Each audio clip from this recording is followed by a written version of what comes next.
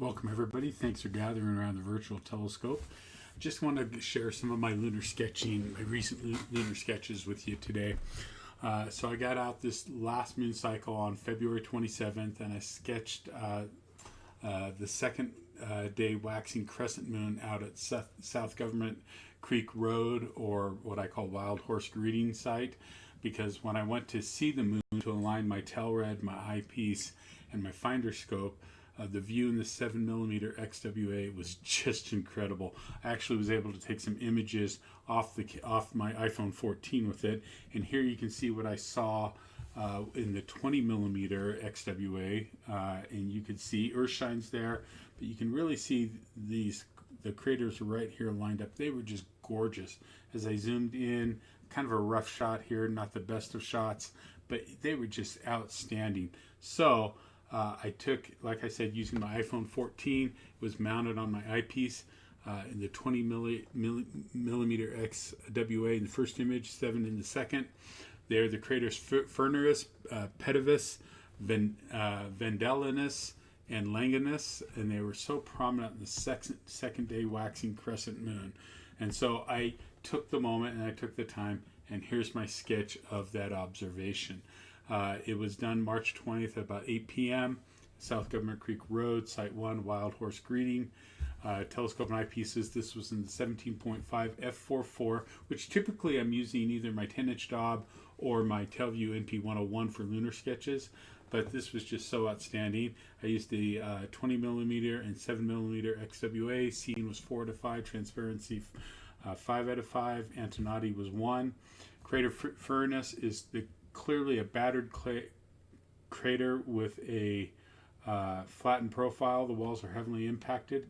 I observed long thin ryle, which is Rima Furness, cutting through the northern part of the crater.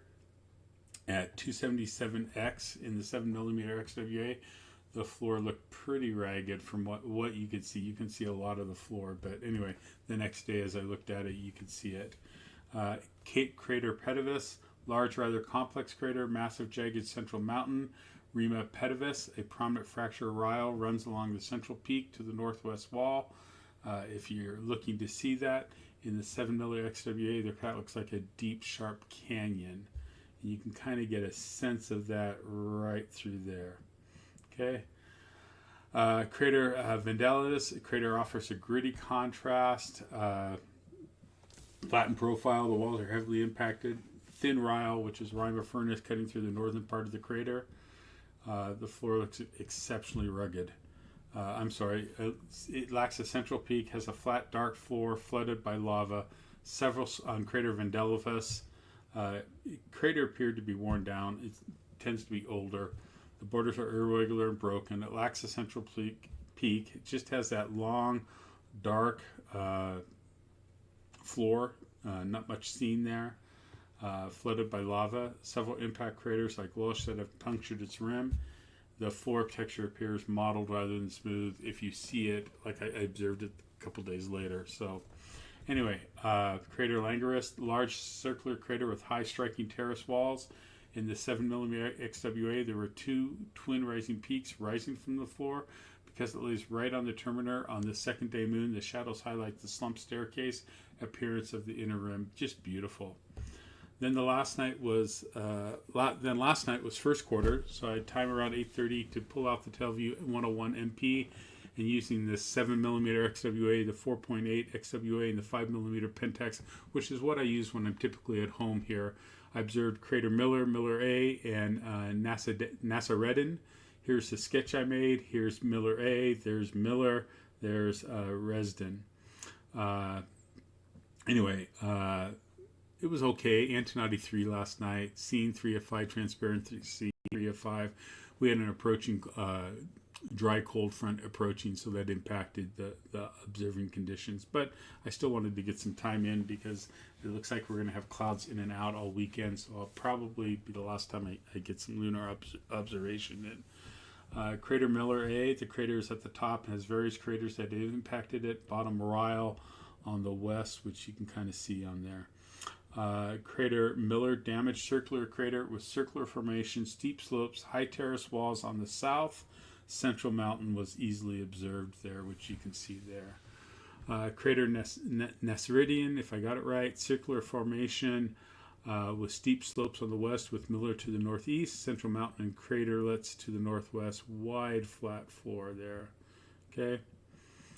Then back in February, on February 27th, I got out and I observed in the Teleview MP101 crater Copernicus. That's the sketch here, probably one of my more favorite ones that I've done lately. I really feel I really got those high terrace walls right in, really well done there. So anyway, nice bright terraces with deep shadows on the eastern end, which you can see here. Excellent contrast on the floor of the crater. I think I got that done pretty well. The inner crater walls are sharply defined with terracing. Central peak shows triple peaks, and the floor is flat, not flake, flat and fractured. Just a wonderful crater to observe. Copernicus is one of the gems of the moon, I feel. The next one was on the 27th, same night. I observed crater Poseidonus. Its location was Harriman. Antonati 2 was at night. Scene 3 of 5. Transparency 4 of 5 for both observations. Teleview MP 101. Same eyepieces, 7mm XWA, 4.8 XWA, and the 5mm Pentax XW. The crater appears as a distinct, shallow, bright rim. Bright rim. Let's get that correct. Sorry. Feature on the northeastern edge of Mare Serenatus, the Sea of Serenity.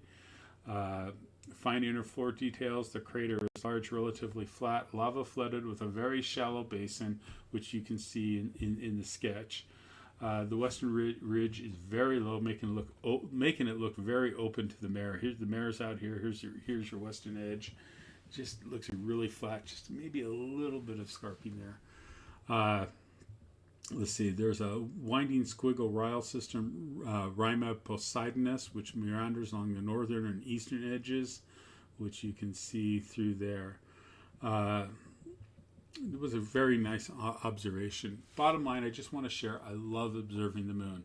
I'm finding it actually harder sometimes to get lunar observing in than new moon. That waiting crescent moon period, new moon, and the couple days after new moon with the very faint waxing crescent. That's easier to get in sometimes than it is to get my lunar list in, because I'm usually trying to get my to-do list done and keep the site updated while we're in between the observing runs.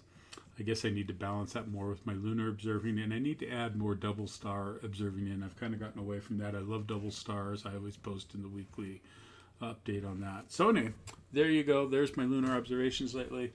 Thanks for joining me. If you want to see the details, go to the URL. If you're on YouTube, you can actually go see the sketches and stuff over at Eadsy Astronomy.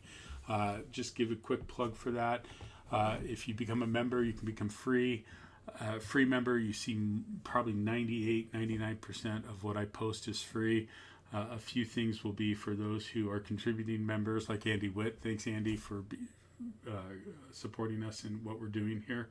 If you find that what we do is worth it, that you enjoy it, invite you to become a contributing member at the $3 or $5 level, and just kind of shows that you appreciate. I don't get rich off of it. It just goes to pay for some of my time, mainly the expenses for the equipment that I use and things like that. Got another one that I'm going to do really quick about Astronomical League observing guides, and then we'll be done for today. Thanks for joining me. Catch you in a few minutes.